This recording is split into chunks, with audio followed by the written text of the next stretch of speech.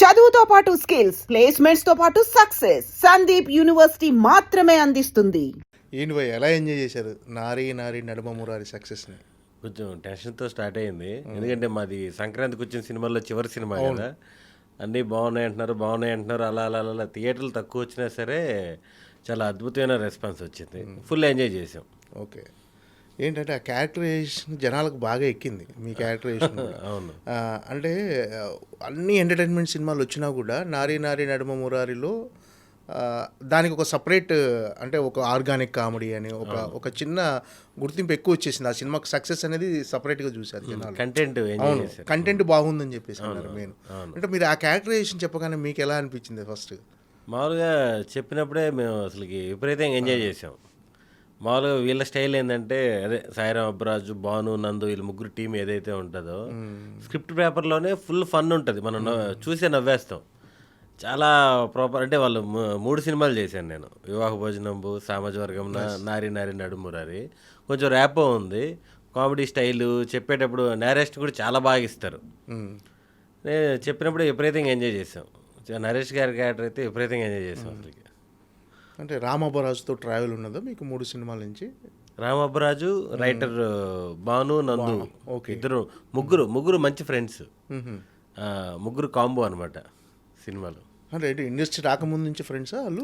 లేదు, నాకు ఫస్ట్ వివాహ భోజనంకే పరిచయం.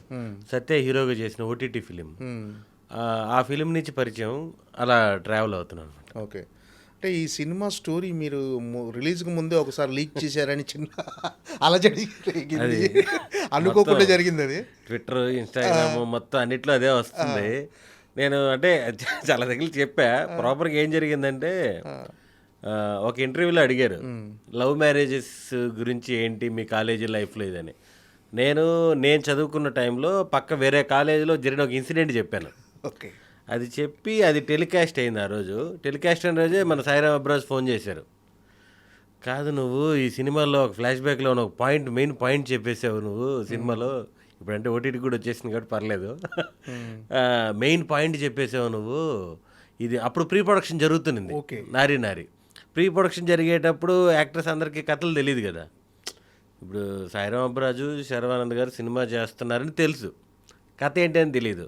ఓహో ఇదే లైను ఇది అనుకున్నాం. మన ఇంటర్వ్యూ చేసిన తర్వాత వాళ్ళకి ఫోన్ చేసి చెప్పినా అది డిలీట్ అవ్వదు. ఇంకెందుకంటే అన్నిట్లో వైరల్ అయిపోయింది. అప్పుడు మామూలుగానే వైరల్ అయింది. సినిమా రిలీజ్ అయినాక అది ఇంకో విధంగా వచ్చేసింది. ఓకే.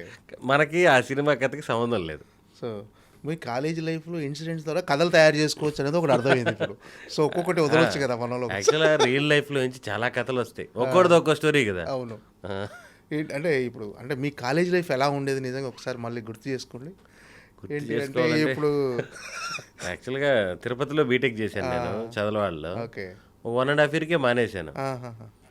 ఫస్ట్ ఇయర్ అయిపోయింది, సెకండ్ ఇయర్ స్టార్టింగ్లోనే ఒక 6 monthsలో డ్రాప్ అయిపోయాను.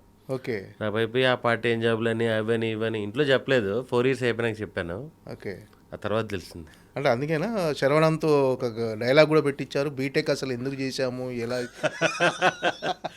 ఆ బీటెక్ ఆర్కిటెక్చర్కు అసలు సంబంధం. వీళ్ళు అంటే ఎంత లోపలికి వెళ్ళిపోయి రాస్తున్నారో తెలియదు కానీ థియేటర్లో చూస్తున్నప్పుడు కొన్ని డైలాగులకి ఎందుకు ఎంజాయ్ చేస్తారో తెలియదు, మనకు తెలియదు కదా. అవును. బీటెక్ చదివి చేసే పనికి చదువుకున్న జాబ్కి 90% సంబంధం ఉండట్లేదు కదా. అవును, 100. దానికి బెలే ఎంజాయ్ చేశారు అసలు.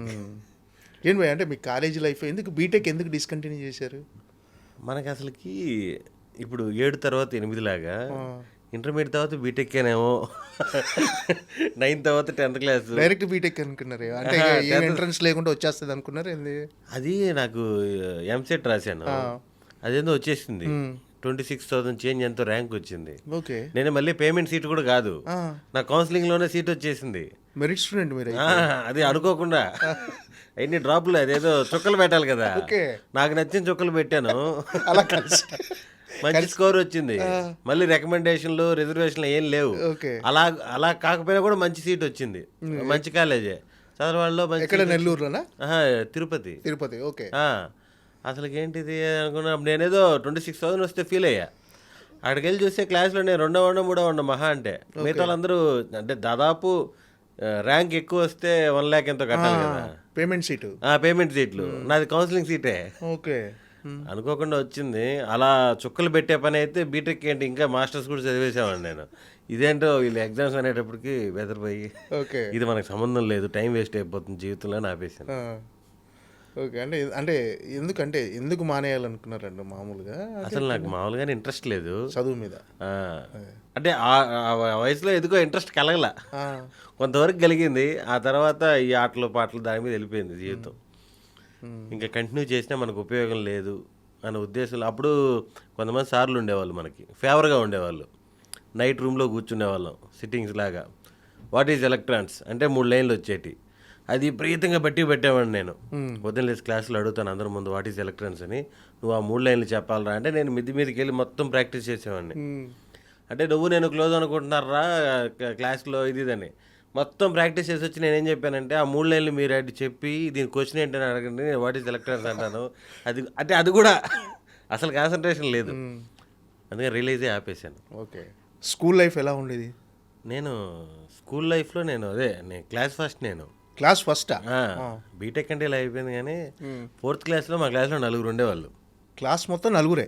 మా క్లాస్లో 4th క్లాస్లో. 4th క్లాస్లో అంటే 4వ క్లాస్లో 4 ఉండేవాళ్ళు. దాంట్లో ఒకడు మా అన్న. ఓకే. నా తర్వాతే ఉండేవాడు చదువులో. ఇంకోటి పెద్దగా స్కూల్కి వచ్చేవాడు కాదు. ఇంకోటి స్టడీస్లో వీక్. ఓకే. ఈ రకం క్లాస్ ఫస్ట్ ఎవరు? మీరే ఉంటారు. నేనే. అలాంటి క్లాస్ ఫస్ట్ స్టూడెంట్. అసలు ఇంకొక డౌట్, అంటే మీ అన్న కూడా మీ క్లాస్ ఏంటి? అంటే మా ఏజ్గా పెద్దగా ఏం లేదు. నాకంటే ఒక 1.5 year అలా పెద్దోడు మా అన్న. ఇద్దరు కలిసి ఒక స్కూల్లో ఉంటే బెటర్లే అనే ఉద్దేశంలో చిన్నప్పటి నుంచి అలా ట్రాన్స్పోర్ట్ ఇబ్బంది కలగకుండా చేశారా? అక్కడ కలిపేశారు. ఇంకా 10th క్లాస్ వరకు ఒకటే స్కూల్.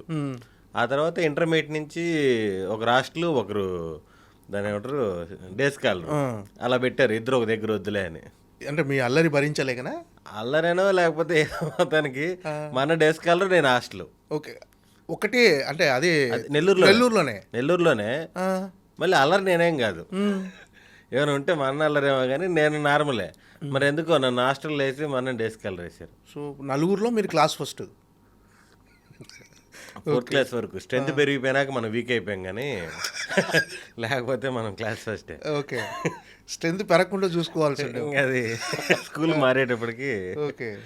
ఏంటి భయ్, అంటే చిన్నప్పటి నుంచి క్లాస్లో యాక్టివ్గా అంటే కామెడీ చేస్తూ ఒక యాక్టివ్గా ఉండేవాళ్ళ?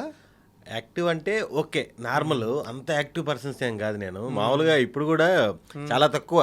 నేను మీకు బయట కనిపించేది కానీ పార్టీస్ కానీ అవును, ఎక్కడ కనిపించారు? అంటే షూటింగ్ లేకపోతే ఇల్లు, తక్కువ మంది ఫ్రెండ్స్. అంటే కలుస్తాను కానీ తక్కువ మందితో కలుస్తా బాగా. ఒక ఇంటర్మీడియట్ బీటెక్ నుంచి కొంచెం ఎక్కువైంది. ఫ్రెండ్స్తో జోకులు వేసుకోవడము, కామెడీ చేసుకోవడం, సినిమాలకు వెళ్ళడము, ఆ ఫ్రీ వాతావరణం. 10th క్లాస్ వరకు కొంచెం సైలెంటే. అమ్మాయిలు ఎవరు ఉండేది వాళ్ళ క్లాస్లో మీకు? మాకు 10th క్లాస్ వరకు బాయ్స్ హాస్టలే, ఇంటర్మీడియట్ హాస్టలే. బీటెక్లో ఇంకా సపరేట్గా బాయ్స్కి పెట్టరు కాబట్టి అలా ఉండేవాళ్ళు అమ్మాయిలు. ఓకే. అంటే ఇంటర్మీడియట్ వరకు మీరు మామూలుగా బాయ్స్ హాస్టలే మొత్తం? అంటే ఏంది ప్లానింగ్ ప్రకారం జరిగిందా? అది ఏమన్నా అమ్మా నాన్నలు అలా కావాలని మిమ్మల్ని వేసారా ఏంటి? అంటే మా అన్న, నేనైనా బీటెక్ దగ్గరకు వచ్చాక ఆపేశాను, మా అన్న ఇంటర్మీడియట్లో ఆపేసాడు. ఇంకా వాళ్ళు బిజినెస్లు ఆ ఫీల్డ్లో ఉండిపోయి సరిగా అంటే స్టడీస్ ఇంకా తిరుపతిలో జాయిన్ చేయించేశారు నన్ను బీటెక్. చేర్పించంటే కౌన్సిలింగ్లో సీట్ వచ్చింది అక్కడ.